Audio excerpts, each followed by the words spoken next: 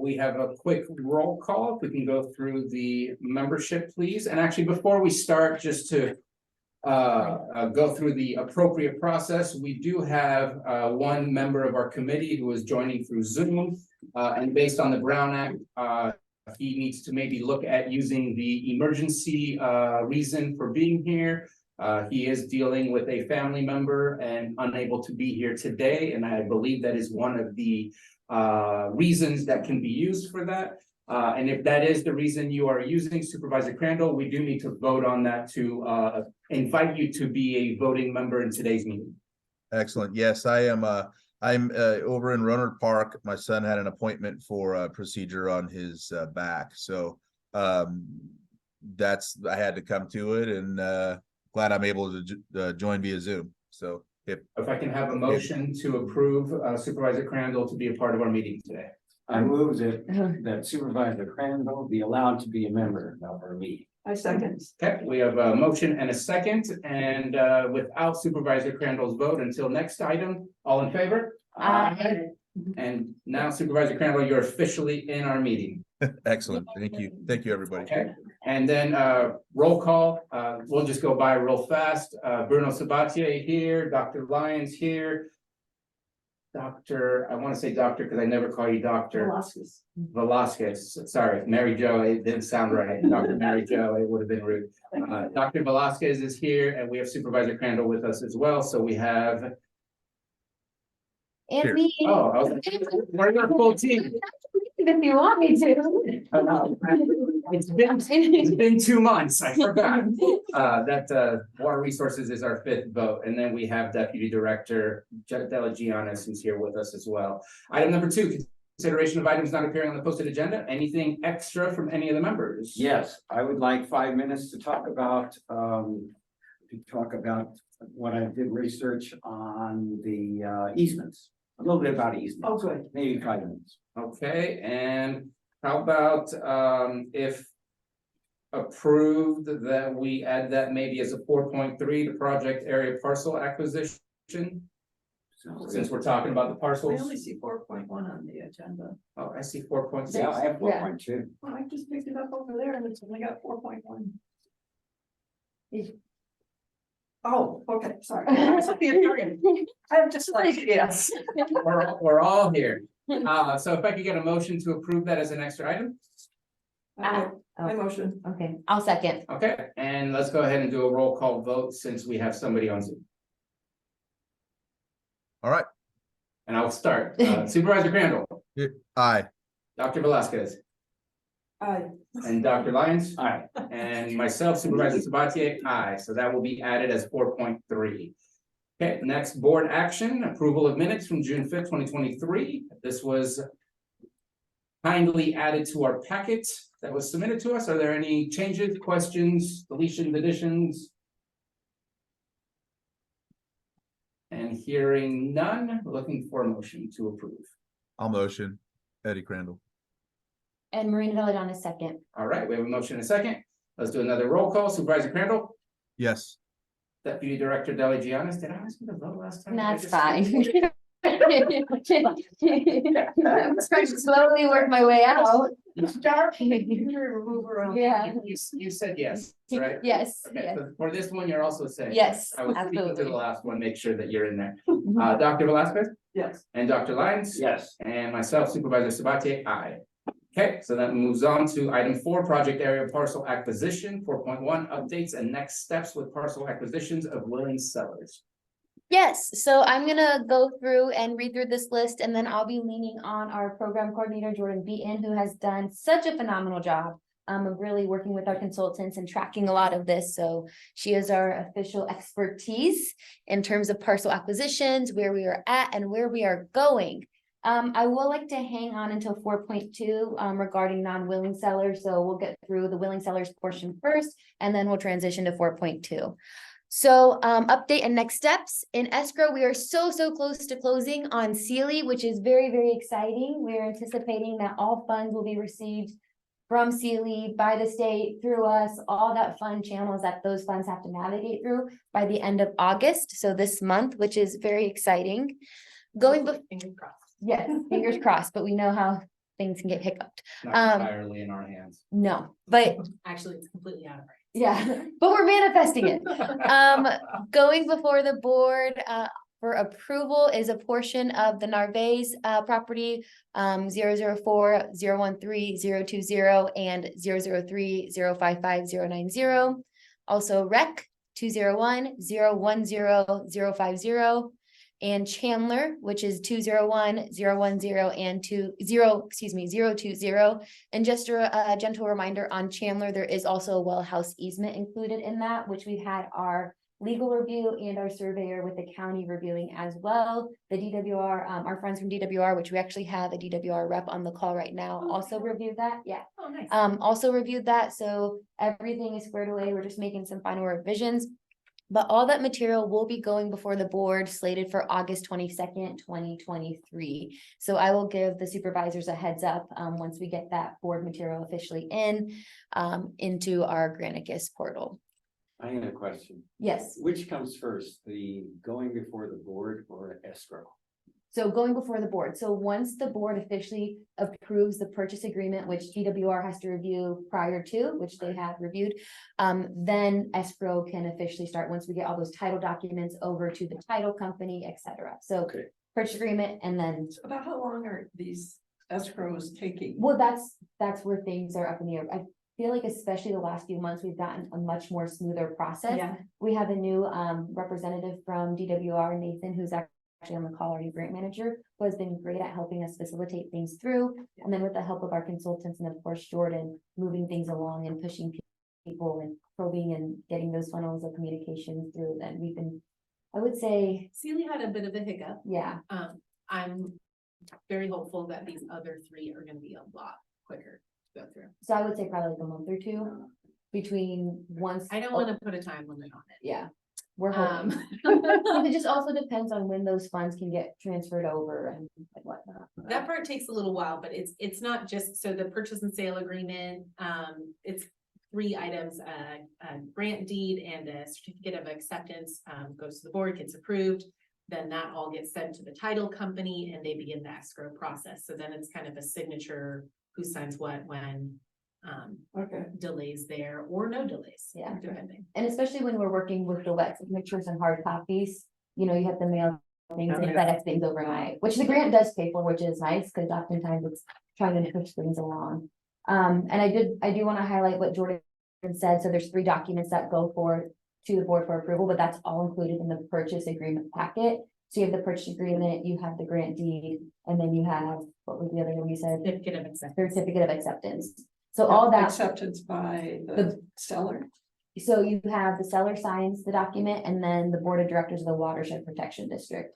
As we are taking ownership of the Okay, property. okay. Yep.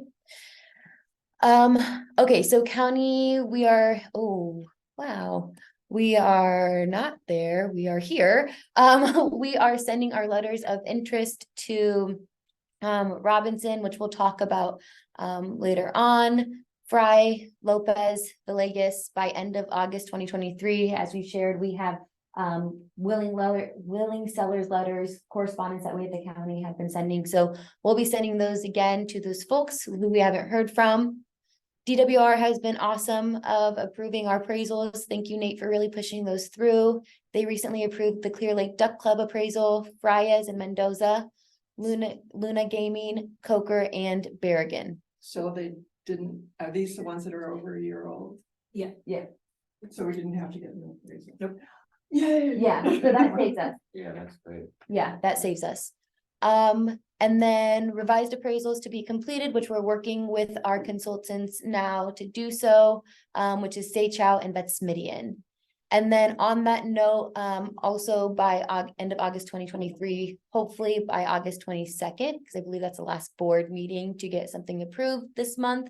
We will hopefully be bringing to the board, which we have, we're just preparing the board material for the amendment 2 for monument agreement. The current agreement that we're working with is set to expire, so we want to approve that agreement so they can continue working, especially since they've been in correspondence with a lot of these parcel owners and have all those documents, those appraisal, the appraisal documents started to be developed. So that is slated also for August 22nd. Any questions on willing sellers before we jump on over to non-willing sellers? And I can't see if Supervisor Crandall has a hand up or anyone from the public, and hopefully I haven't missed any hands raised. I prior. don't see any hands raised as of now. Okay, And perfect. nothing in the chat right now. And I'll take that Supervisor Crandall also doesn't have a comment or a question. No, I think with this, this is all willing, and you said then non-willing, we would talk more about other situations, but for this, don't have anything. I know that I don't know if I mentioned this, but I know that the chair, I seen him last week for Robinson, and they were looking, I think he was going to the assessor's office or something like that. The land into the trust, I think, is something they're looking at finalizing. So I'm not sure if these two parcels are in that area, or this parcel, is it two parcels or? Yeah, it's a couple, but either way, I did ask him, next week might be a good time to meet with them. So I don't know what looks like for everybody. The 16th is their next meeting. So I don't know. I can see what dates we could have one of the council meeting with them, or whatever the case may be.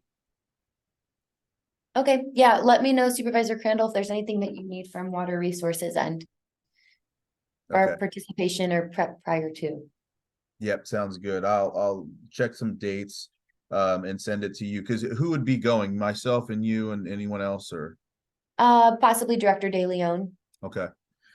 All right, let me I think he said 16th is the earliest option. Yeah, that would be the earliest option to meet with them. I can look at some other dates if that doesn't fit. Okay, Okay, so just let me know what that looks like for you all, and I'll set that up so we can get in there as soon as possible. Talk about these and talk about Bloody Island, but we'll talk about that when we get to it. So that's what I have. thank Anyone you. else have any comments or questions? So included in where is, which of these is the two that I had down as unable to reach? So we have those marked down as non-willing right Well, now, we but there's have an them- asterisk. An asterisk, yeah, and that'll be on the next slide. Yeah. And I can Okay. give you those parcels if you need them right That's my non-willing grant. now. Okay.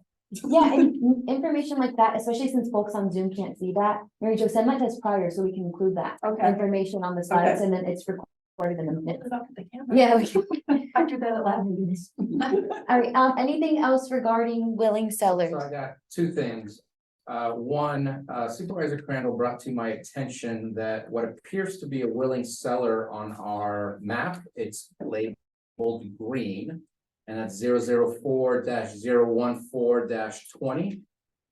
Is currently for sale and has Oh, been yes. up for sale for the last 12 days. Yep.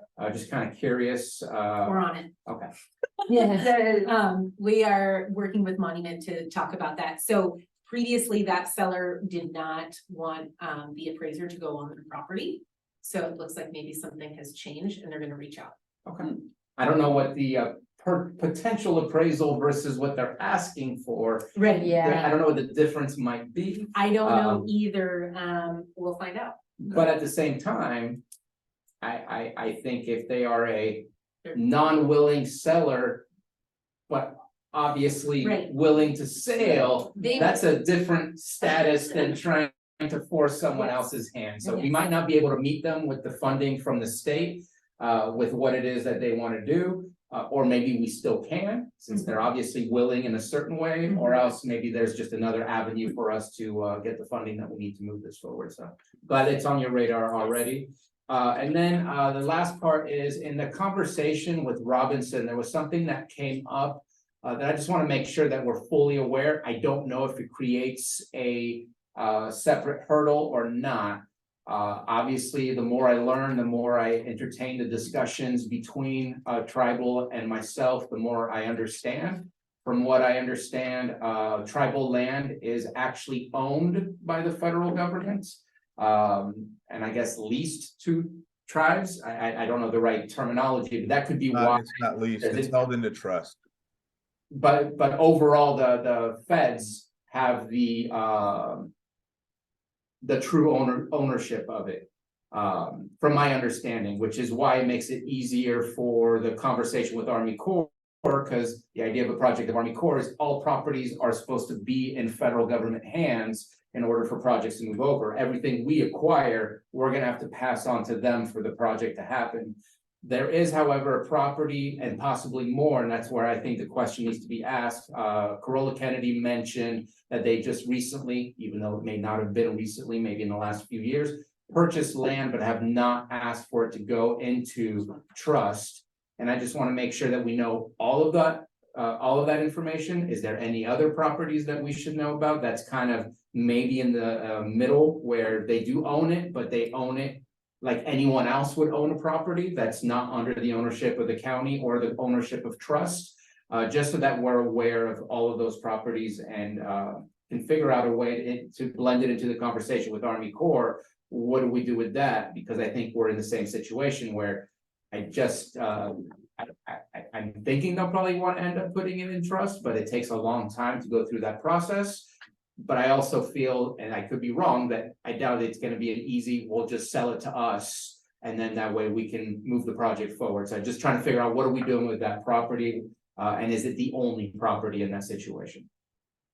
So are the properties going to increase with the new 100-year flood? I think last The year we were amount of talking, properties in the project area, is that what you're Yeah. asking? I don't know. there was talk at our last meeting about potential property, you brought it up, it was up the Upper Lake. I think it was the conversation that Supervisor Crandall brought up about Clover Creek as well, that maybe I'm thinking you might be talking about, but yes, the flood zone has changed. I don't know what kind of changes has occurred, but it might mean that instead of buying this portion, we're gonna be buying this much more of a portion rather than the entire thing, or maybe instead of a portion, we buy the entire thing. I know I did ask, and obviously it's not available and not completely ready. I know I spoke with Scott DeLeon about it, but to have the new map Transposed on. superimposed on top of our map to really see where's the original design for this project and where's the new line that might be in the project. I think that's also part of the discussion later on about Army Corps and the what do they call it again? I always forget what The it's called. validation The study. validation study. Yeah. I'm certain that the new flood zone map is gonna have to be involved in the new validation study to make sure that everything is up to date. And I'd also last time brought up, I think it's 2 parcels on the other side of the road that are going to become potentially if we go with the original plan, are going to be the new entry or exit of water from Middle Creek. I think, don't we have to get those properties too? If You're we're talking gonna- about across where the new bridge needs to be Yeah. on The land East between- Eastern yeah. cutoff, The land between the new bridge and the lake. right?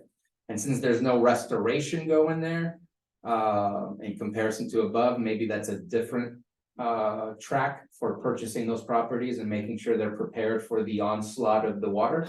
Obviously, we would rather have that be prepared than oops. But I don't know if it fits within the category of funds that we were given to be utilized for those other properties. I mean, it's a good point. If we're gonna move water and it's not gonna come out in the same area, there needs to be a way to reconnect everything afterwards too. And I don't know if that's a conversation that you can have, Marina, with DWR to see if the way that our agreement was done, if it could extend to everything finally being connected to the lake type of thing. Yeah, we can have those conversations with DWR. That's all I have. Is there anybody else just checking again from the public with a hand up? No hands up. Okay, and if there's nothing further, we'll move on to 4.2. So 4.2, discussion on willing sellers and next steps. Non-willing sellers. Sorry, thank you, that's kind of key. On non-willing sellers and next steps, so Heron 004-016-110, still a non-willing. 004-010-050 and 004-013-050, which is Khan, still non-willing. We've had lots of conversations regarding the Sino American Boots Association, which I believe the name has changed, is that Yeah, correct? it's Dharma, Okay, I want to make sure we get that right. Dharma Realm. The Dharma Realm, formerly known as the Sino American Buddhist Association, they have a big property that connects to the lake. That is APN 004025010. And then you'll see that there are asterisks by Wilkerson and Whitfield. Wilkerson APN is 004016113, and Whitfield, sometimes interchangeably discussed as Christensen, which is the father who had passed away, 004011014 and 20. The asterisks represent that the consultants have been unable to make contact with the property owners in the past. So we are again just sending additional correspondence in writing by end of August 2023. So asterisk right now, those are non-willing, but hopefully we can get those transferred over to willing sellers, and our consultants are helping us with that. So But you're not gonna, so the 0040142, that's the one That's the one that's that's currently for sale. yes, that's the one. So again, Jordan, Willing seller, but will they be willing to us? yes, that's the key there. Because we have them in green on the map, like they were willing at one point. They were at one point, but then, and go ahead. Going from monuments, notes on that, they wanted, some written communication that like the, project has actually made forward movement before they would like to sell. We make better movement if you. Yeah. Yeah. Exactly. That's the one that's for sale. There's been, yeah, well, it's in progress, but You can help. Yeah, guess what? We're waiting for you. And we do have those funds extended out to 2028. So again, there's lots of movement. We have material going before the board. We're acquiring these parcels. Escrows are closing slowly but surely on some of them. So movement has been made. So we're just using those specific cases to outline. I'll send you this graph. So okay, that sounds great, thanks. Yes, I know that. And I'll send you the graphs. yes, please. If it's possible, if it's not too difficult to do so, I'm sure you're keeping a tally of what the grant was, how much we've spent so far and what's left. Just because as we slowly start buying some of these properties or continue buying some of these properties, what's left in our funding and what's left in our land that we want to acquire. Just because we've always talked about, is it going to be enough to cover? We know that we don't control the real estate market or land market, and so that can be very unpredictable as far as how much that money will be spent over the course of all the That can properties. be included in item 11, project funding. Yeah, we can have our consultant, our accountant do all that, because we have to do that reporting anyhow, so we can include graphs. I know we're plenty on the funding right now. We haven't acquired any major properties. I know that the Dharma property would have cost a lot of money.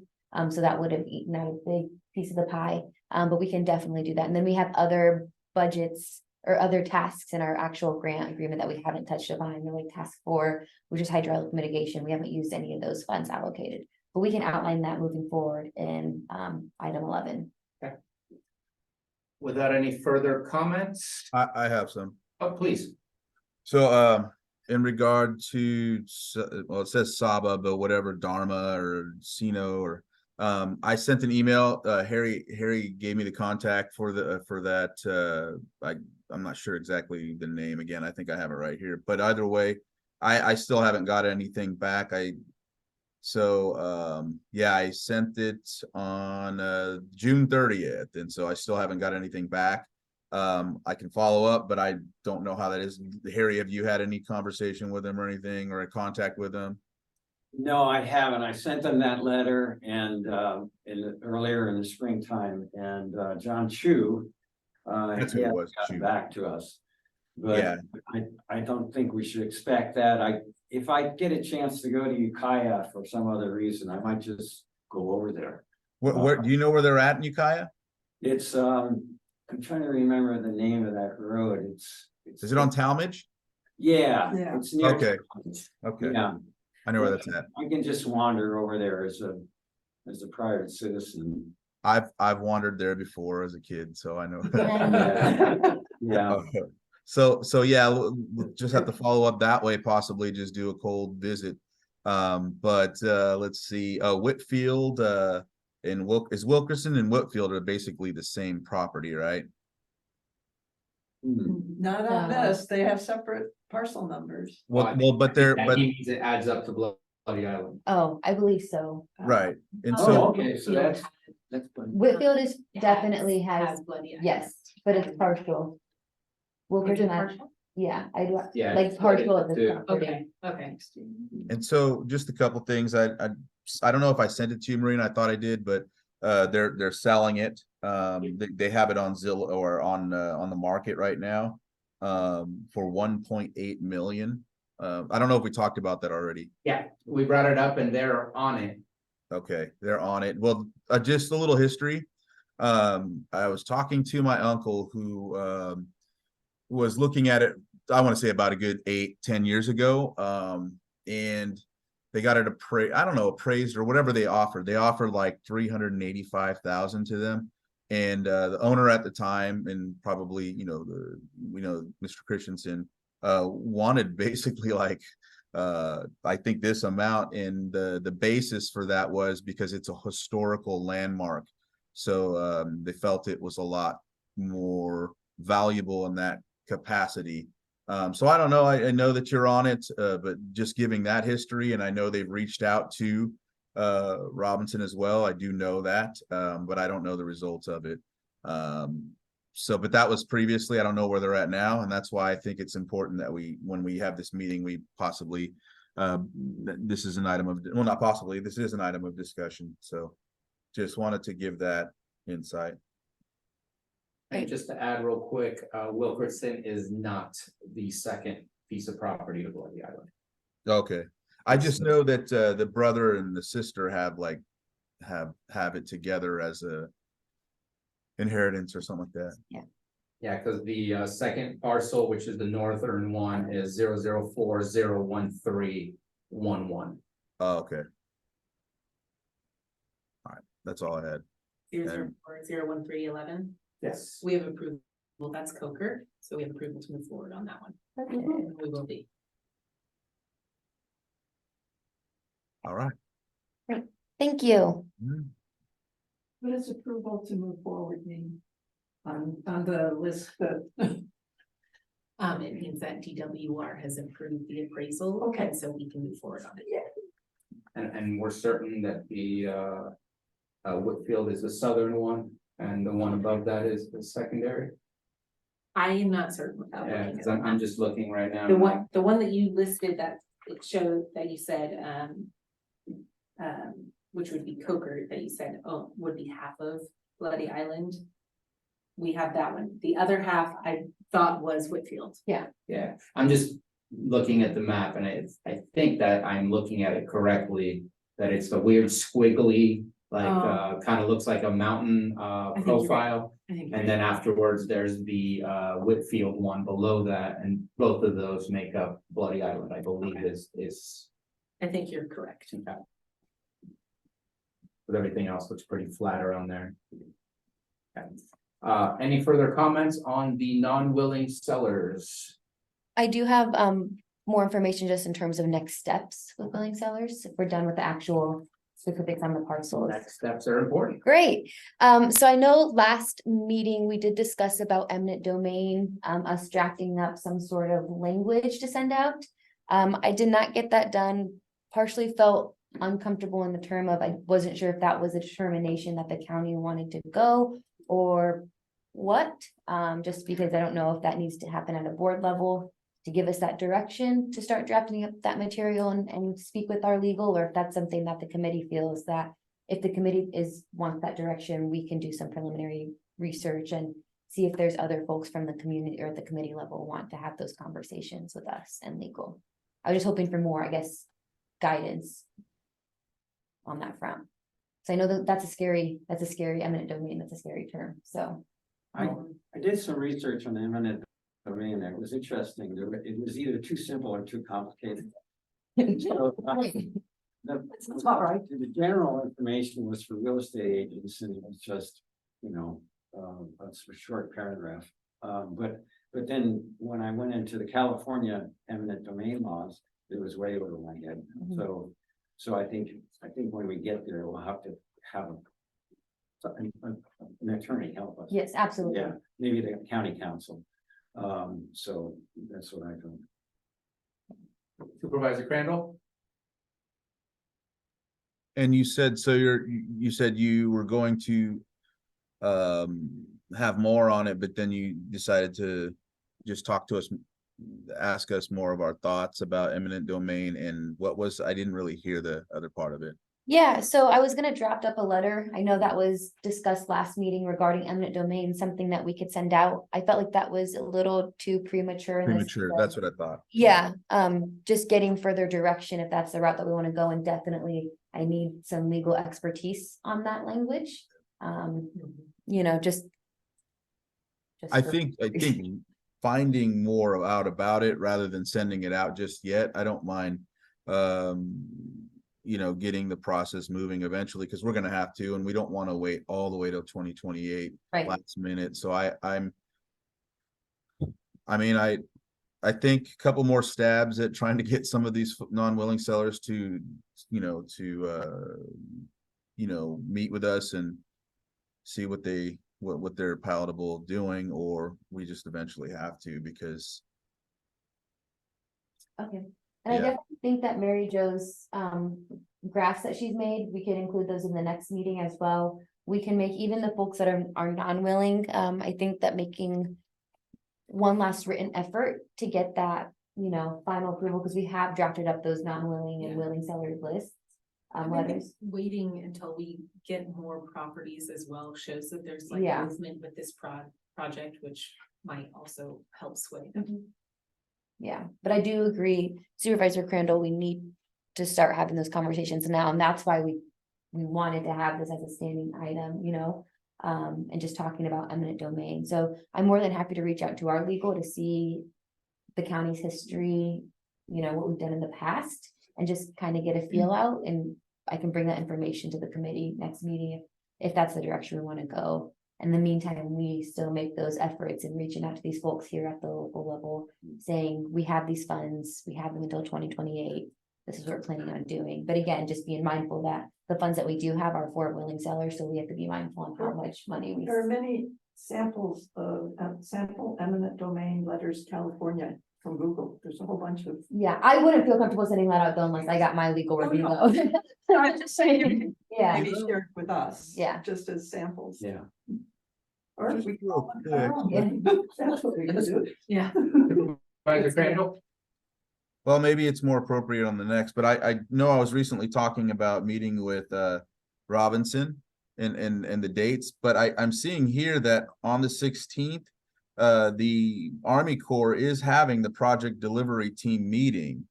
Do you think it's appropriate to talk there, or do you think it should be a different, a more personal I think that- meeting? yeah, I think it would definitely be appropriate to have them two separate meetings.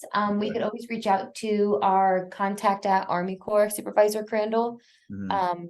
I know that tribal agencies are invited to that and they are set up, but since Army Corps does set that up specifically for the validation study, Yeah. we would have to ask if they deemed it appropriate or not. Okay, And all right. Definitely. I know. was just letting you know that I know that's set, because I just looked on the calendar and Yeah. it says that, yeah, okay. I think we move forward. We need to get started sooner than later, and I know that we mentioned showing some of our progress. Mhm. But at the same time, and I know it's a public meeting, so I'll limit my speech. The longer we wait, the more they have the good cards in their hands to play against us and make us pay whatever it is that they want us to pay. So I think the sooner we start the process, the better off we will be to not be stuck where these three properties are holding up the rest of the project. How desperate are we? I just don't want to put them and give them that leverage against us. I want to be fair, Mhm. but I don't want to have to fight against that because that just makes it that much more difficult. Does anyone from the committee want to help facilitate or take the lead on having conversations with our legal? And of course, I'll be I'll be happy to do that. great. Thank you. I was gonna go see him this afternoon anyways, and I'll just bring it up as a topic and see who from his staff is probably the expert in it. Okay, And who, we should bring together from, so that we can meet with DWR and, myself and, somebody from county council. awesome. Anything further? Anyone from the public? I don't see any hands up. All right, so we are gonna move on to 4.3. Okay. It's not existent on my agenda, but So, Oh, yeah, 4.3, I sorry. was interested in the site protection instruments, so I had my eyes on the end of the Army Corps role. And the Army Corps has 4 site protection instruments, and they much prefer conservation easements, and that's essentially what Dylan has always mentioned to me. But in their compensation mitigation projects, and probably in their wetland restorations, they have 4 instruments. One is the conservation easement, which is a binding agreement between the landowner, so there's a landowner, and another party, which is a non-Army Corps agency, government agency, or a nonprofit. And they're the easement holder. So you have the property owner, and then the easement owner, the 2 entities. And they have an agreement that permanently limits the use of the land to maintain natural resources. And the easement holder agrees to monitor the land and take action to prevent or halt incompatible activities on the property. This is the most secure form of site protection instrument and runs with the land, so it stays with the land. Now, what's important about this is that all of this stuff, the Army Corps is very careful to mention that they can't do any of this. So they said the United States Army Corps is not legally authorized to sign the real estate instruments such as a conservation easement or deed restriction. It cannot be an easement holder. However, here comes the however, which I found interesting. The United States Army Corps of Engineers may be granted rights to enforce the site protection instrument in the event that the landowner or easement holder does not do so. So if the That's great. landowner does something wrong, it is the job of the easement holder to bring them to task.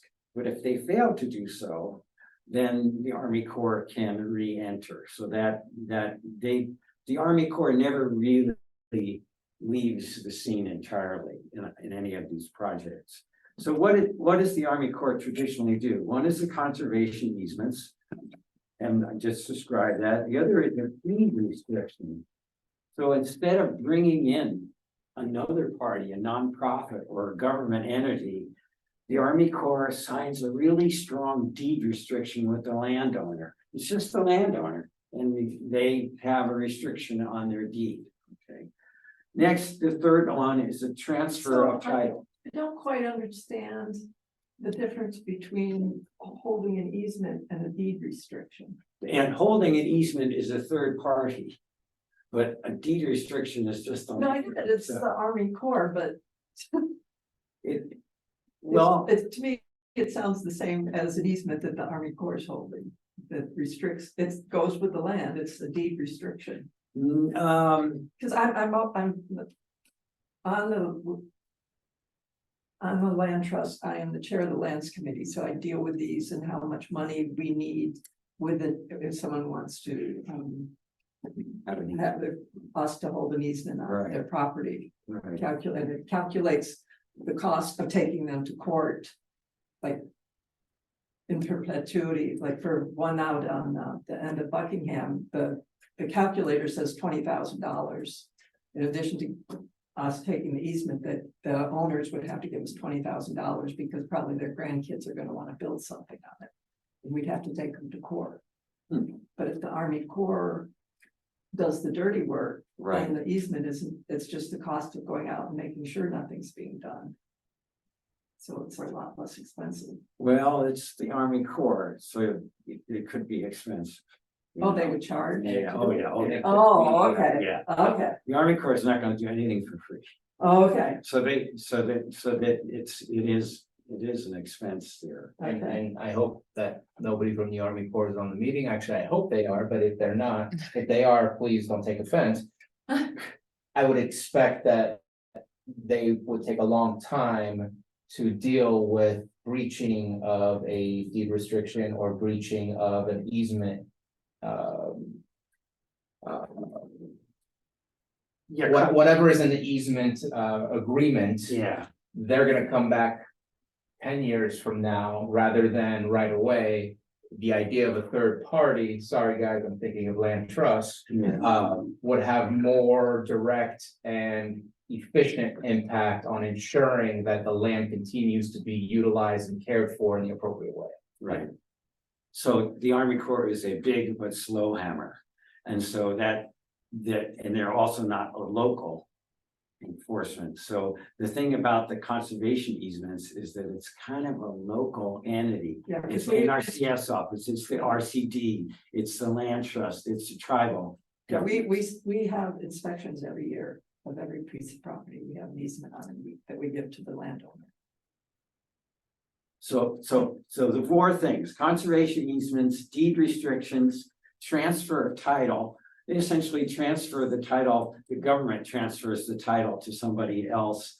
And then the fourth thing is land use agreements. These I found interesting because these are for government lands. So that government owns the property that's being restored to a wetland. They already own it. And so sometimes there's a land use agreement between the Army Corps and that government entity. And I was thinking maybe that's what they would do with the land held in trust, because as Bruno said this morning, the land held in trust is federal government owned.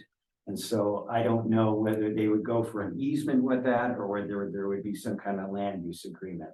So that's something that we can check over the coming months with Jenny Cure, find out how she sees on this. I was interested in what kind of easements are installed in local projects. By local, I mean in Northern California. So I studied the Hamilton Airfield Wetland Restoration. And it was interesting because the non-federal sponsor was not Marin County. The non-federal sponsor was not Novato. The non-federal sponsor was the California State Coastal Conservancy. Okay. So this is a kind of quasi-governmental organization. We tried to form a conservancy in Lake County for the benefit of the lake about 25 years ago. So it's like, it has some governmental power and it has some tax gathering possibilities. But anyway, that's the non-federal sponsor. And in setting up this wetland restoration, they went through all the stuff that we went through. I would say about 10 years ahead of us. And the SHPO is involved, and the National Wildlife Service, and everything that we're doing, they did. And so I wanted to know what kind of conservation easement they had, and I still haven't found out. What they sent me was a quitclaim deed from the Army Corps and the United States government to quit ownership of this piece of property and hand it over to the Coastal Conservancy. And it may be that the Coastal Conservancy owns the property and has a conservation easement with another organization that's buzzing around there, which is called the San Francisco Bay Conservation and Development Commission. And so there's all these different entities involved. One may be the property owner, Conservancy may be the property owner, and the SF Bay Conservation may be the easement owner. So I haven't found out. And I think the only way for me to find out about this is to go down there and see it. But I did get some email response from the people. The other thing I looked at was the Vic Fazio Yolo Wildlife Area. And that was the non-federal sponsor was Ducks Unlimited. I thought it was pretty cool. And I couldn't find out whether they're still involved, but it's been folded into this large entity called the YOLO bypass wetland, organization, so. What's that first word? Willow? YOLO. YOLO, yeah, YOLO County. And so that's YOLO Wildlife Area, and it's big. It's 2,000 acres. It's about double the size of what we have. But anyway, I'm interested in what the options are for the Army Corps, especially with respect to the lands held in trust. So they have options, and I think their favorite is the conservation easement, but they can't do that, but they can keep an eye on it. So I think the basic thing I need to tell you is that the Army Corps stays involved in kind of a offset way. They want to make sure their project that they paid for doesn't go awry. Yeah, But like you said, somebody's gonna have to pay for them if they get involved. yeah. And then the next thing for me to check out is the Sonoma, Lake Sonoma. Who owns that? And what entity in Sonoma County oversees those easements, if there are easements? It's a little different. It's the reservoir, so it's not a wetland. But anyway, that's the story on the easements, as much as I could find out. What I, just to express at least the thought process that I went through as you were speaking about all the different types. And I know I mentioned land trust, but what if there was some sort of coalition or some sort of larger group? I know that EJ and I, Supervisor Crandall and I have discussed co-management when it comes to maybe Bloody Island. But maybe we can look at a group that includes tribes, that include local environmental groups, such as the Land Trust, maybe the Sierra Club, who knows who else, that can all come together and work together to ensure this is gonna stay protected, this is gonna stay used for the appropriate thing. That way it's not all on one. Yeah. That does also complicate things to create a new group, but just kind of putting it out there as a potential idea. Just because I think a lot of different people have different views on what the benefits are, what the needs are, what the demands are. I just can't envision the tribe being receptive at all to anybody but them looking out for their tribal lands. I just Well, assume I don't know that we can put a concert, I don't know that we can offer that type of specific easement on tribal land, but on the rest of the land, Right. yes. Yeah, I don't know how that would work for tribal land. I think the easement would have to be done through tribal if that's the case. But that's not something that we would be able to control at all whatsoever. But I think the rest of it, I want to make sure that we have as many hands involved so that if one group fades away, walks away, retires away, I want to make sure that there's somebody that's still there to take care of it. I know. We've actually discussed that at our land trust, and it would be if something awful happened and we no longer had a Lake County land trust, everything, all the easements in the lands that we own would transfer to another land trust, like Mendocino Land Trust. So, Is that usually how it works? yes, I didn't know yeah, that. because we're part of the federal. Yeah, Mhm. whether they want it or not. Yeah. Oh, they want it. Just a real quick note, Daniela, from HPUL did make a comment that the US Army Corps of Engineers owns and manages Lake Sonoma. So I wanted to share that, They manage it. Okay, very good. share that. Very good. comment. Are there any hands in Zoom? No hands. Okay, I want to make sure we hear from you, Supervisor Crandall, in case you have a comment. Yeah, I do. I have a couple. So I heard a lot of what Harry was talking about. But I want to go back to something that was said about the government owning the land that's in trust. I want to know what perspective that is. Is that the perspective that ultimately the government, the federal government, has the ultimate say? They have the bottom line say, but most of the time, or actually all of the time, they defer to whoever holds that land as the trustee, if you will. And so it seems and possibly would be that, you know, Army Corps would say, okay, well, we're working with the federal government, so federal government do X, Y, and Z. They haven't, and if you've noticed, they did the same when it came to the land across from the casino. There hasn't been the Army Corps, the federal government saying, this is what we're doing, and then that's that. They always deferred and went and visited with the tribal government, and that's what they'll commonly do. And so that would probably be the same route that they took here, if you will. But it is that is the accurate statement. There's a couple other places I know around the county that are in federal trust, and they don't even belong to any tribe anymore. They belong to, it says Bureau of Indian Affairs. So they're the ones that hold it. So yeah, it's kind of a weird thing the way it works, but it's because tribes are sovereign, but at the same time they're wards and they're, you know, all of these other things. They're so it becomes complicated, and it gives the government a lot of federal government and the Secretary of Interior, whoever, a lot of wiggle room to kind of like say, okay, we'll do this, or okay, we won't. Yeah, if that makes any sense. So so I just want to highlight some of that. Conservation with I know that there's also been a couple that have happened in Sonoma County, with the Kashaya tribe.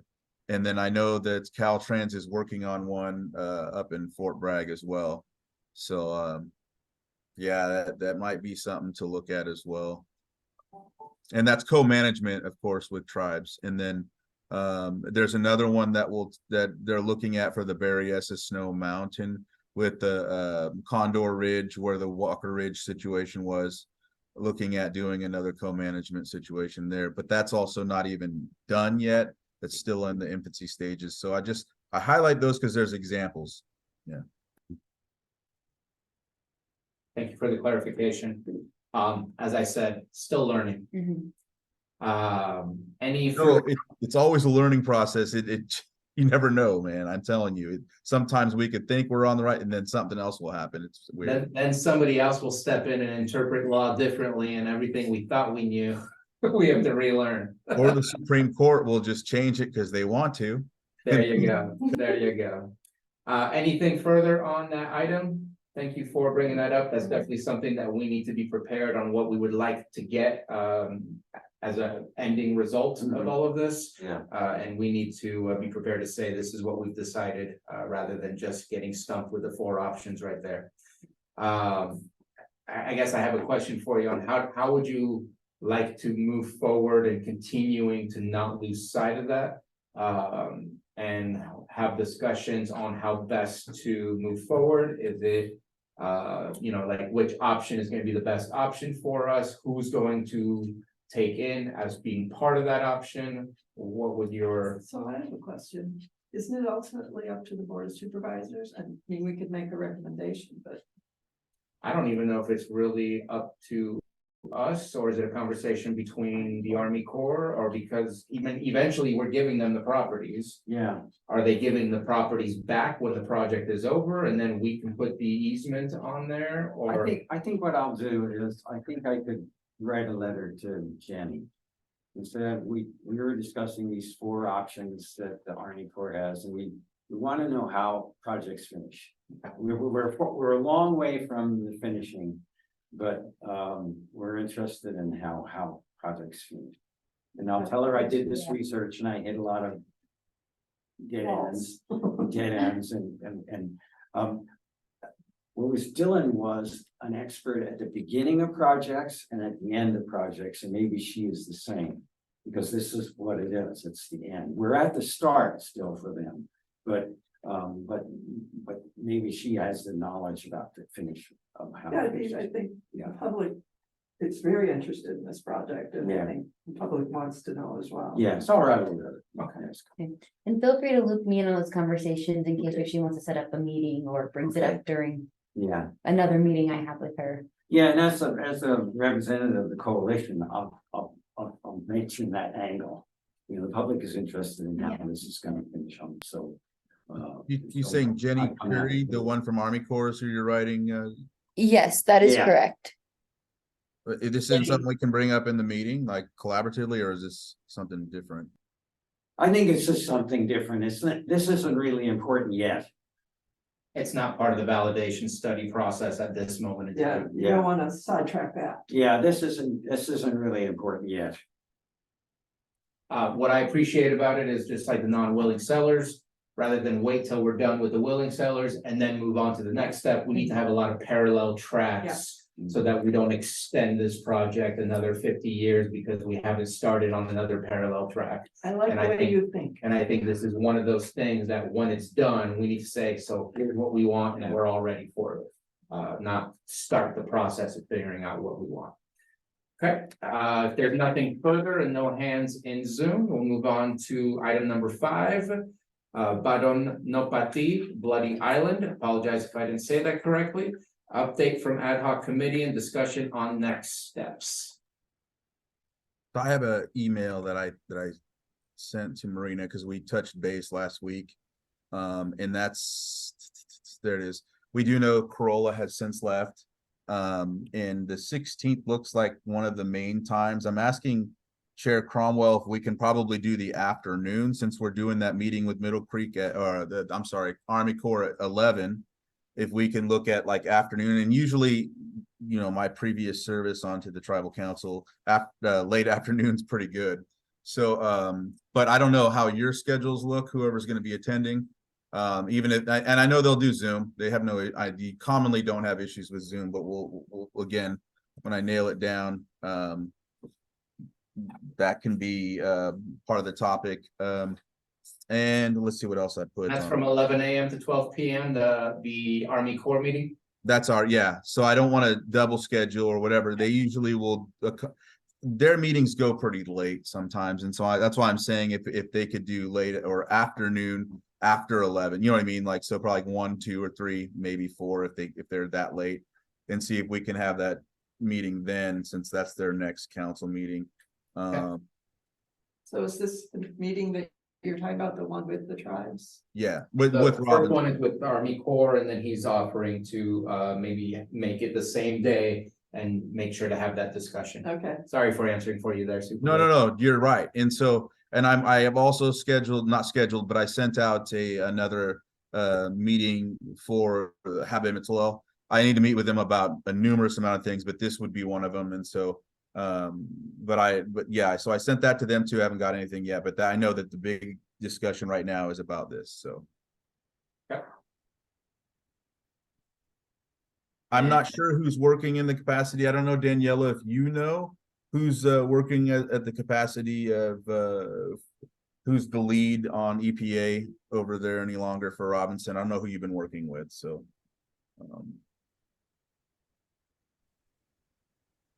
Can you guys hear me?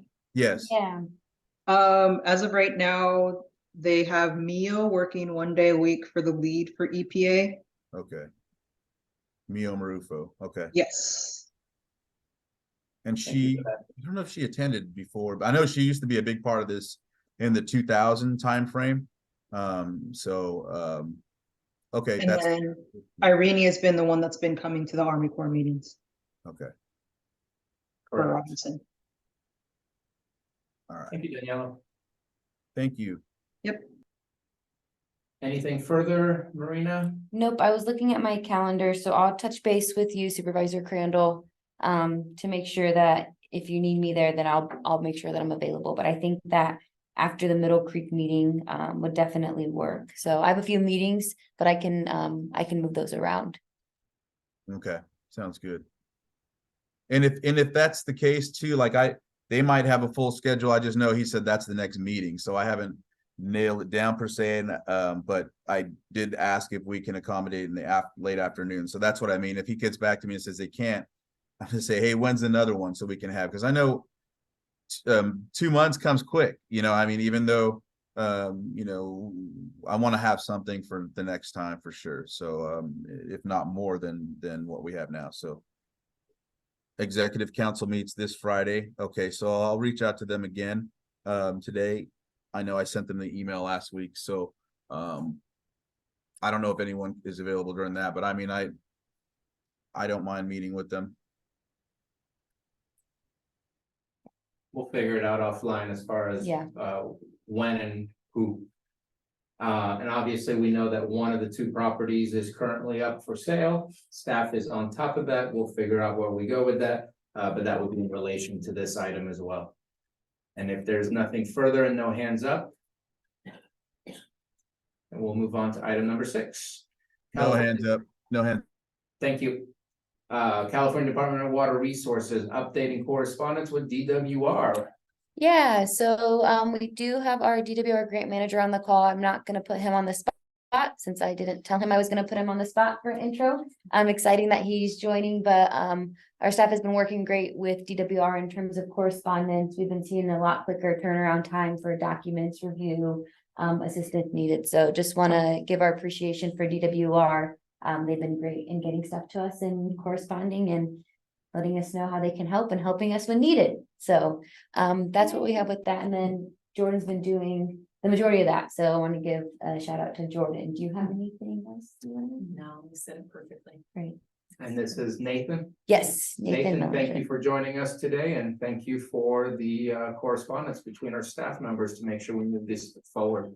Happy to be here. Your team is great. So thank you very much. They are great. We didn't even pay him to say that. Check us in the mail. Yeah. All right, if are there any hands up or any comments or questions? Moving on, item number 7, property area, project area property maintenance, updates and next steps with property area property maintenance. Very wordy. So we have no major maintenance taking place right now. We'll be going out and just doing getting some eyes on the project area. I know I have some things I want us to get done out there. In terms of just maintenance of and doing some demo work for some of the parcels already acquired and doing some inventory, just making sure that there's no dump sites. I know we have game cameras out there. We haven't spotted anything major per those game cameras, but just because we don't spot anything major, we know how quickly things can turn and how sneaky people can be. So right now we don't have any major reported dump sites, but we will getting eyes on the project area this week to just double check. And I do believe we had one of our game cameras vandalized again. Yeah, we've had 2 stolen out there. 2 stolen, 1 vandalized, which is common out there. So the more of a presence, Determined. yes, they're very determined. So the more of a presence we can have out there, the better. I'm also wondering if we can maybe even get Fish and Wildlife if they're doing rounds or fishing games, seeing maybe if they can do some rounds in that project area as well. So I met with a police chief from Lafayette in California, and they had like a game cam cage. I bought a metal cage. Yeah. And And they somebody still- tried to get it with a sledgehammer and could not get it, and I don't know what you're putting it to, what you're fixing it to, if it's not high enough, or if There's there's. not a lot of areas out Yeah. there to affix cameras in general, because it's pretty flat. There's not a lot of trees and people can cut trees. So we had put them on the metal posts at the gate where people had been dumping.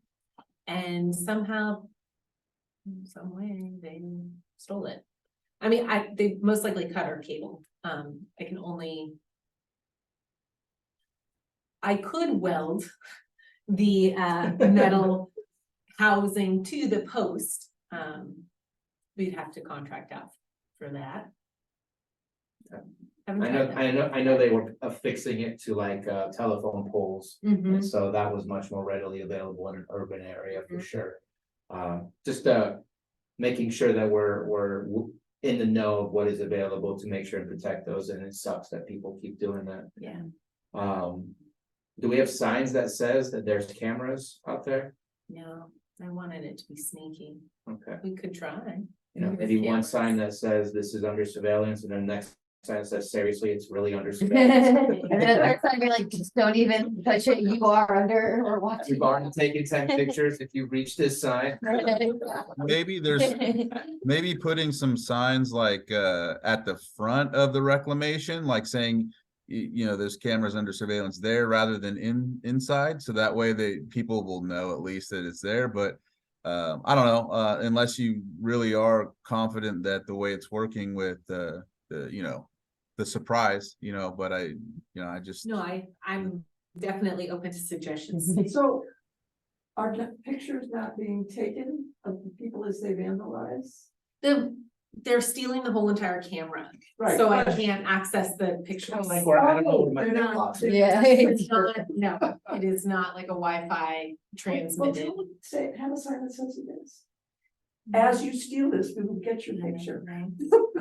Nice and close up, Yeah. not blurry. Because like when we do get pictures, they're great quality. And you Yeah. can see everything. They just don't have to know Yeah. that if they steal the camera, that, I mean, because that becomes an incentive to steal it. Yeah. If you want to dump, Yeah. well, just take the camera and then they won't be able to trace you. So you're saying it's okay to lie to criminal? What about decoys? Decoys, ooh, okay. So Supervisor Crandall, when's the last time you had a conversation with Flock? Flock, I'm in conversation with them now, trying to get some of my LPRs moved. Okay, Stuff so like that. the last time I spoke to them, which was probably, I don't know, when did you begin your LPR project? Like 2 years ago? Yeah, 21. So last time I talked to them, because I wanted to learn more about the system, and asked them about illegal dumping, they said they were working on a camera system for specifically illegal dumping, because right now their system is only working for taking pictures of vehicles and getting license plates. Can you ask them if they've made any forward progress on their actual system? Because what they told me to do was a very strange, use a Ring camera with a cell phone, and I was like, wow, that doesn't sound very legit.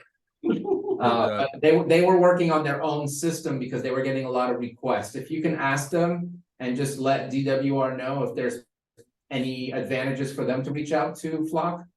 Okay, Flock is a camera system company, a business.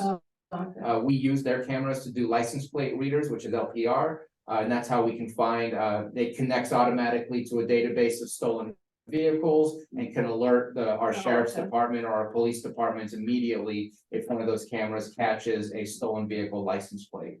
And there's ways to utilize that for code enforcement issues. If we have a known illegal dumper using a truck, we can enter that license plate, so we can let us know when they're in an area that is high dumping area. But they said they were working on something more robust, specific to illegal dumping. If they've made advancements, maybe it's a good idea for you to spend time with them, but if EJ can let us know, that way you're not wasting your time having a conversation that goes nowhere, that would be great. Anything further on property maintenance? All right, moving on to item number 8, Army Corps of Engineers, update on ACE validation study. Who Yeah. would like to speak on that? I can start and then I'll pass it over to the supervisors to elaborate on things that I'm sure I will miss. So the Army Corps of Engineers have been conducting their validation study. We've been having reoccurring meetings with their team. We have some due-outs helping them with GIS work and et cetera to get that completed. They're still saying that they're gonna have that completed by the end of this May. calendar year. May 2024 May 2024. was, I believe, what Jenny. told me. Okay. So May 2024 is expected to be completed with the validation study. Now that end date is just gonna share whether they have to do an entire new feasibility study or if we're good with the one that's already completed. I'm not a betting girl, but I can bet pretty confidently that I'm gonna know the outcome of that determination. Understanding that feasibility study was completed in 2002, 2003. They need to do an entire environmental assessment again, tribal, So assessment. it's gonna take them that long to decide whether or not they have to do a study. Yeah, They're doing a validation study on a study. on a feasibility study. That's great. Yeah, so that's going along smoothly. Things are Feel moving. sarcasm in this room. At all. I want to stand up for the Army Corps. Yeah. That's good. This validation study gives them an idea of the depth of the feasibility study they have to do. So it kind of gives them a hint at what the feasibility study and the more important thing, it's the money. So what comes out of this validation study, according to Dylan, is an estimate of how much that feasibility is gonna cost. Yes, which we are paying them for. So with that validation study, we at the county are paying them money, so I don't cut them checks, but I trigger our downstairs to cut said checks that are required. So it's not free by any means. We committed Right. to it for agreements in 2004 and et cetera, but we are paying money for the work to be done. And what is the money that Mike Thompson got put in the federal budget for? That That's is, it. yeah, That's it. So it's not, okay, so that's what I thought. because the county committed the 800K, so with that, that's being held not in my water resources budgets, but in admin, I believe. So I'm working with downstairs admin, our county admin staff to make sure that when those checks come in, that was one, See, thing that's that I- different, but that's different money, That was for the design. yeah, for the actual design of it. right? The federal is Yeah. for the actual design. Yes. Not for this part. Yeah, but Okay. we already had that money approved by the board and et cetera, so we have that money ready. What I need from Army Corps is, and what has happened in the past, from my understanding, is there's been issues where they just try to request money from us, but they don't let us know the work that has been done or that will be done with those funds. And that's put a hold up in our fiscal staff, because we can't just cut them a blank check. Right. So I can't just have anyone come. Trust. I do, but we need that, we need that track record. So we're having conversations now to ensure that one, Does any county in the country ever just cut? well, that's what my question was. So they acknowledge that they have a whole process they need to file or follow with wiring those funds over, but again, it's more logistics than that. We need an official invoice, especially since these payments are to be submitted by a quarterly basis. I need that timeline, so our fiscal staff Carol Ward, can budget for it. So, she's in the coalition and she used to work for the Army Corps. but we have, a new project manager, and we have been having productive, meetings with them and even conversations offline regarding the logistics and things that we need to do to assist. So it's been going well, but yeah, validation studies should be completed by May 2024. So And how So- long will it take to do the act, when they have to redo everything? How long, is Oh, there an estimate? that'll be outlined in the validation study, from my understanding, because that was my question, is Yeah. what's, We're asking a lot of the same questions. yeah, yeah. So what are they asking of you in these meetings? What do they ask for? So, for example, right now, they have their parcels, their APNs that they need to send out, like rights of entry or rights of access to do some boots on the ground. I'm fact checking that. We sent them all of our data. They've asked me to help with some GIS data to send them anything. So I'm being very transparent that this does take time for our staff, since we are limited resources right now. So, moving those things along, but also being transparent with them that, and that was one of my questions is, how are we tracking this time that we're spending on helping you do the work? They've asked for like bridge reports, the PG&E information. Yeah. Fire impact reports. Right. That's how we're helping them. DWR reports, we're getting that information, so, And just remind you of their slogan. Yeah. We're slow, but we're expensive. yeah. Checks out. Just remember. Keep that in mind. And I think that if I can interpret some of your comments about the funding and what's already been allocated. The funding from the federal government that was approved through Congressman's community project, whatever it is for the feasibility study. That money is maybe not necessarily already in our hands, but we're using the $800,000 that was allocated for Middle Creek Mhm. to help at least front the money, and that money will be paid back, or not paid back, but we will refill $800,000 with the federal funds that we're going to receive that Yeah. we've been approved That's for. Yeah. was Just worrying because me when we you said don't- you're using. We don't want to 800. stop the process. And since Okay. the money was set aside, yes, specifically for design, but more specifically for Middle Creek. Yeah. We want to make sure to move this process forward. We'll get the other funding that we were promised we would get, and that will backfill or Okay. refill the Yeah. 800,000. Am I correct? in That my is correct. interpretation? So for example, I already got a request to send them money that was due in June, but again, that's where we're having the conversations with Army Corps saying, I can't get you that money until you get me an invoice. That's what will trigger the payment process on our end. Other than that, once we get that invoice, we can funnel that money and have it sent to, you know, where it needs to go within 2 to 3 weeks per my accounting team. So yeah, that is absolutely correct, because that money that Army Corps needs now, since they have been doing work on the validation study, is needed now. And last time we sent them those funds was 2016. So we've already allocated amount of, you know, X amount of money from the cost share that we are required to. So they are tracking that. And we are tracking that as well. Okay, And if that's desired, I can do more of a cost breakdown of what has already been paid. Hopefully by next meeting, I would have some sort of invoice so we can see the example of the work that they are doing in detail. And then the timeline of when we'll be sending money to the Army Corps on a quarterly basis for the validation study. Any comments, Supervisor Crandall? No, Okay, I thought he hopped off. I do know, how do I bring this up? There's a lot of meetings. It's weekly. And I know that there's been multiple staff members in each meeting. Please let us know how we can help you. This is not the only project, the only thing that you're working on as far as water resources goes. I know I have spoken to Director De Leon about this. I just want to make sure that we work as a team, both myself and Supervisor Crandall, who have been available for some of those meetings. Hopefully no longer on Tuesdays. I think they said every third Wednesday of the Yeah, month I is had now to when they're move them. meeting, which is good. It's better. But anything we can do to help alleviate the capacity needs of just this one meeting with Army Corps. I'll just be blunt. This is very bureaucratic. This is very drawn out.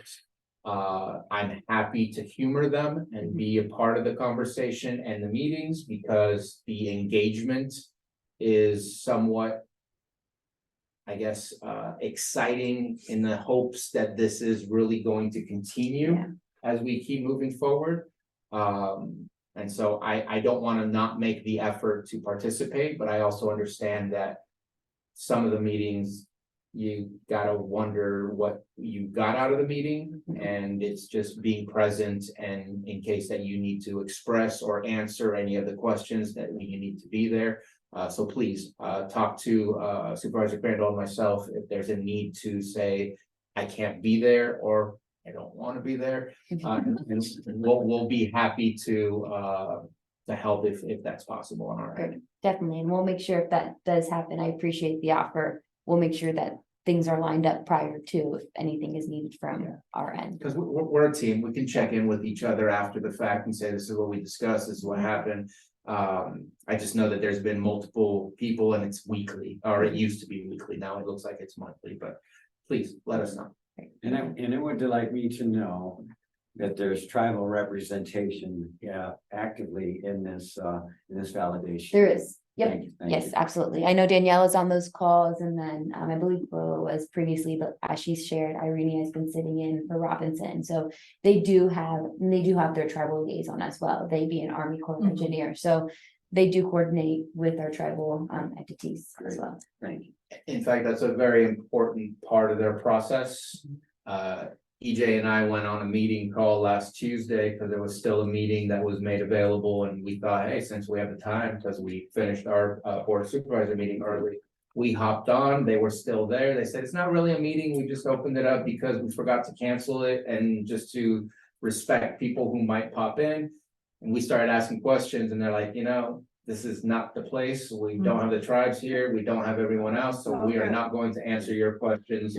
You need to wait. I'm like, I just wanted to find out the schedule. So, I thought it was December and May that they spoke of, and I'm wondering if December they'll be done with their studies and May they'll have the report. But I remember December and May being brought up, and I hope it's not vice versa where it's May and then December. But for some reason, I remember December being spoken of. So anyways, I appreciate the engagement and look forward to pushing that along. Anything further? PG&E updates and next steps in communication with PG&E. To me, I want to pawn that off to the Army Corps.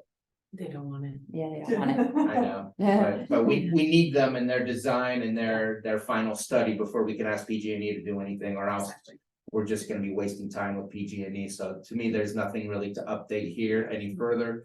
Unless Supervisor Crandall, you got something? No, I don't have anything on PG&E. Okay, and if there's no hands up, then I will move on to 10 legislative updates. and No hands. actions With legislative, thank you. When's the last time we submitted a quarterly report? I haven't seen one. Yeah, we'll get the last two to you. We got that approved and I believe Director De Leon, yeah, he already signed the last one. He signed it That- for quarterly report 14, I Yep. believe, in invoice 13. That's with DWR. Yeah, but we can still send it over there since DWR approved the report. So we'll get the last two reports over to you and then you can send the legislative for their update. Okay, no, I think while Senator McGuire cares for the project, I want to make sure Aguirre Curry, who got us the extension, gets an update, and also Congressman Thompson, who has the ability to maybe provide some help with Army Corps as we go through. I know that Garamendi got us on the urgency list of projects for the Army Corps, and I'd love to get that continued with Thompson. Any hands or any further comments? I don't see any hands. Thank you. Project funding, 11.1, updates and next steps on current and future project funding. Nothing here. Again, we're still working with the funds from validation study and then DWR. And what we'll do next meeting is we'll prepare just a budget or a breakdown of how much funds we have left of the remaining budget for the DWR agreement. But I also think it'd be fruitful to share just a breakdown of the funds that we have for this project in general, the two that I just shared. And then that way, as we're looking at other opportunities for more funding, again, our priority here at Water Resources is just utilizing all those funds from DWR. But if any other opportunities come up, opportunities for grant or additional funding opportunities, we are always happy to hear those. So please do not hesitate to send those out to us via email and then we can explore those. But I think it'd be beneficial to outline how much money we've received, especially, money talks too. So sending updates to legislative or even board updates to that information, those graphs would be Has helpful. everybody looked at the IRA, Inflation Reduction Act? Nope. I know, NRCS said they're getting a lot of funding. I don't think I'd have to ask Erica. What would it be specifically? But we were for? we were talking to them about getting funding to do some wetlands, riparian restoration on one of the land trust properties through there. So is it more implementation? But Erica mentioned something about planning money Okay, that because the Keithley project had a huge, purchasing the Keithley, land where Manning Creek exists now, got a huge step forward because the appraisal was approved by DGS, so it's virtually a done deal.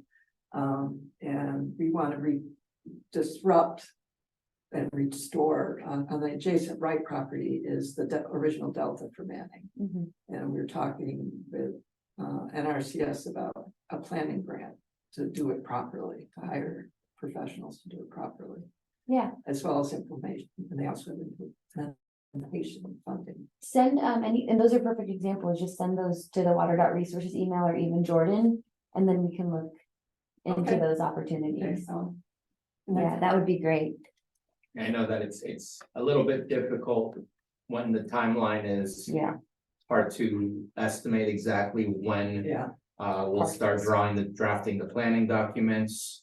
And also when we plan to actually do the work, because I think I've sent you a couple from Mhm. CSAC that I've received, but it just doesn't make sense at this situation, so. yeah, until we get the parcels acquired. But usually with these grant opportunities, there's different phases or different years, so even if we could start dialogue now, Yeah. and start getting our name and our project on the radar. That's always a good opportunity. But yeah, I agree, it's hard when we don't have the timeline for parcels to all be acquired, and that makes things difficult for grant purposes. Anything further on project funding? Nope, don't see any hands up. Thank you.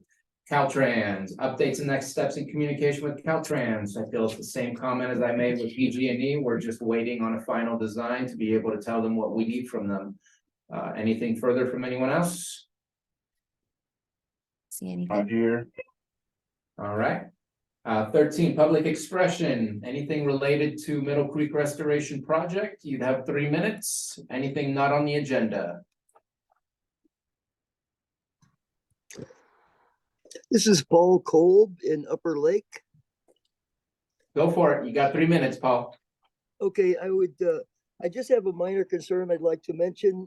I have mentioned this before. There are wild boar or feral pigs in the reclamation area. The Fish and Wildlife said there were hundreds of them. And I'm wondering, those critters will do great damage over time to the reclamation area.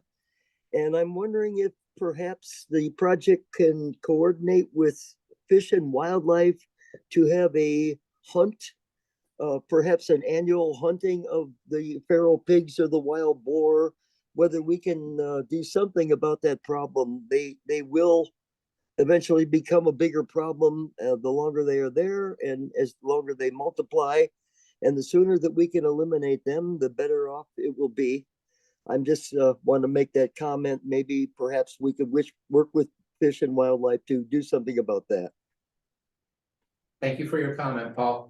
It You're sounds to welcome. me like it is on our radar and that those conversations have either already begun or will continue. Very good. Thank you very much. And wild boars damage a whole lot of things. Maybe that should be part of the project area property maintenance Yeah, next time. I know we've had conversations with Fish and Game on getting a special permit for that.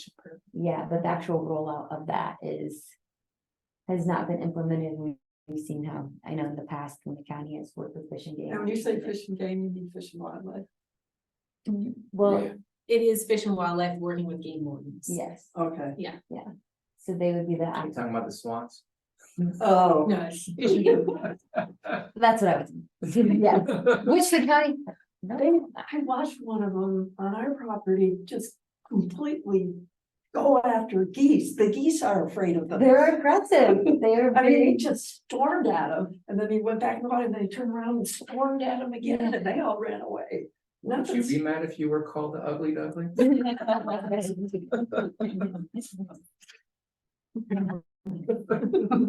All right, any further public comments? I don't see any.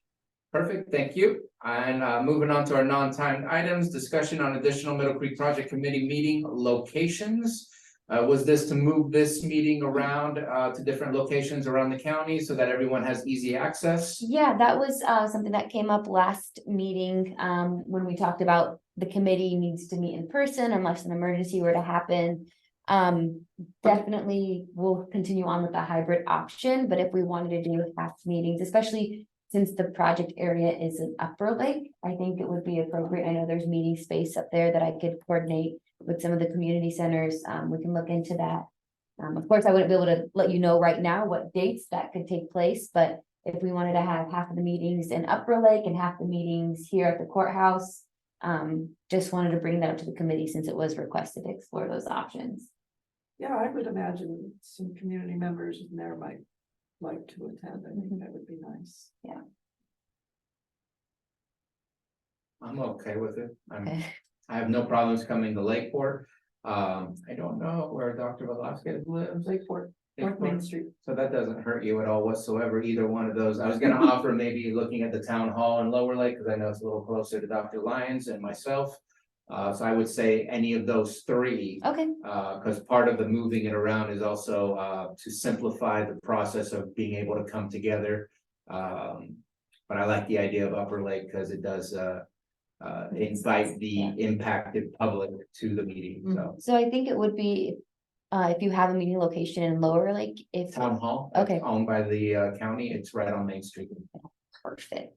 Because then what we could do is we could have a few meetings there, a few meetings in Upper Lake, and then a few meetings here. That way we kind of travel a little bit around the lake, since yes, this project is located in the Upper Lake area, everyone will eventually be impacted by it, and it does make it more equitable in terms of And I know our, the affordability.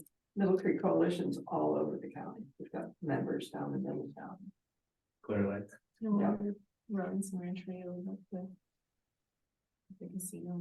Yeah, I'll look in, I won't highlight a specific place just yet, but yeah, getting creative. So I'll work with Supervisor Crandall, Supervisor Spatier. And then a few other folks, if you have moving locations, let me know. And then by next meeting, we can bring that calendar out. Hopefully by then we'll have things mostly squared away, just depends on when we can But confirm. you- availability. You have. You're sure of ones in Upper Lake, because there's always Rodman House. Yeah, and that's the thing is we can always like, even though we have spots in Upper Lake, we could meet. If we have, Rodman House, that's great, because ideally these places wouldn't cost us money, it'd be a public meeting We do- space. We do have Wi-Fi there for Zoom. Great, and that's one thing we would need to consider is it needs to be able that we could set up the Zoom meeting and Wi-Fi, enable Wi-Fi. And that's what I was gonna bring up too. We want to continue the hybrid. and so Yes, that's an absolutely. important Factor Yeah. wherever we go. Okay, so you'll come back next time with some basic concepts of where and maybe even a calendar of Yeah. Anything further on this item? I don't see anything on Zoom. I'm a little more comfortable with, if we do move it around, keeping more in Lakeport centralized. I don't mind going to Lower Lake. I personally feel it's kind of far away, kind of reminds me a little bit of, other places having us meet over in their areas, even though it's in the area of interest, like it's in my district. And in Nice, I know we're meeting in Orleans or Upper Lake. I know we're meeting in Lakeport, but that's because of the county situation. But I know it's a county building in Lower Lake, but I don't know. That's just my feeling. I don't feel like making the groups that are affected by it travel all the way to Lower Lake, but I don't mind doing it every now and again for the other folks involved. That's just my opinion. What about giving it a try and see if we do get any local? Local, what do you mean? The local people that live in Clear Lake or Lower Lake coming to. the I- meeting. I know they're affected, but that's fine. I don't mind doing it, like I said, but I don't feel comfortable having most people from that side of the lake having more input. And I don't mind their input, but I'm just saying, like, what I've noticed, and this is just what I'll be blunt about, when I go to meetings where town halls or wherever, people that commonly go have the time and interest and don't have conflicts, and they have the most say, so everything goes the way that things are said there. And then the comment is, well, the others weren't there, or whatever the case may be.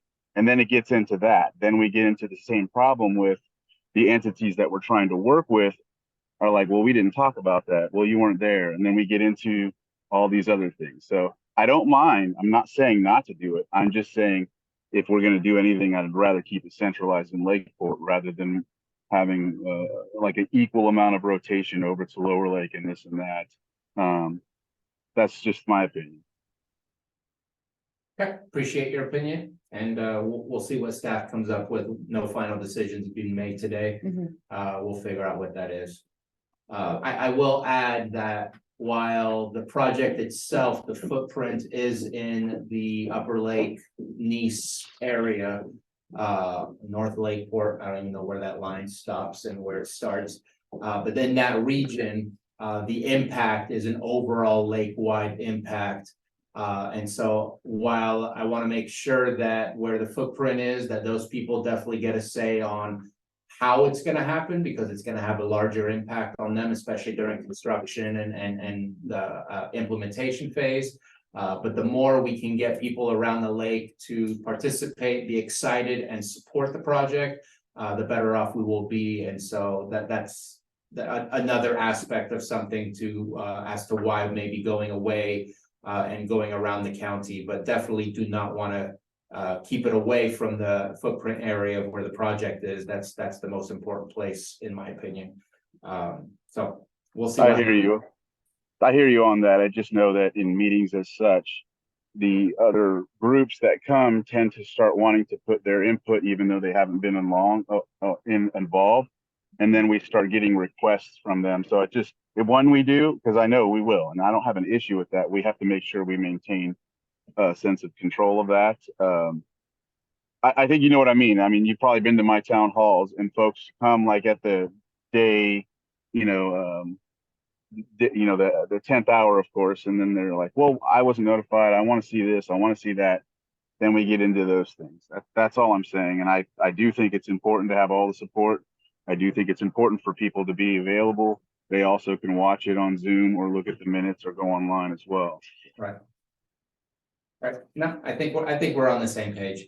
We want to make sure this project doesn't get deviated. I think that luckily the project itself is well summarized in our agreement that even we can't really deviate that far. All our job is to ensure that we're moving forward on the path that we've been on for quite a while. So I think that we can make it work, but let's just make sure we do it correctly if we do, and we'll find out what your options are that you bring to us in 2 months. Item 15, if I may move on. Next meeting scheduled is Monday, October 2nd, 2023. It will be in person here at the Lake County Courthouse, Conference Room C on the 3rd floor, and it will start at 10:30 a.m. with a Zoom option available. And if there's no further comments, which there is. Dr. Lyons. I have a long-standing dental appointment on October 2nd, but I can get down to Santa Rosa and join the meeting, but I need to tell everyone that for the quorum, that you can't count on me in person. I'll be phoning in from Santa Rosa, much like Eddie is today. So in building your quorum and in getting here, don't rely on Harry. Okay. Yeah. Appreciate the heads up. I would never know 2 months in advance that I have a dentist. I'd have to look that up. I don't even know what I'm doing tomorrow. It must be a very competitive. Yeah, guy, unbelievably hard. And if there's no further comments, I want to check in with Supervisor Crandall and Zoom. I don't see any. Okay, then we will go to item 16, which is we are adjourning this meeting. I apologize that we went a little bit over time today, but always appreciate the conversation to make sure that we're on track and moving forward and making progress. So thank you very much for joining us. Have yourself a wonderful day. Thank you, everyone. Thank you.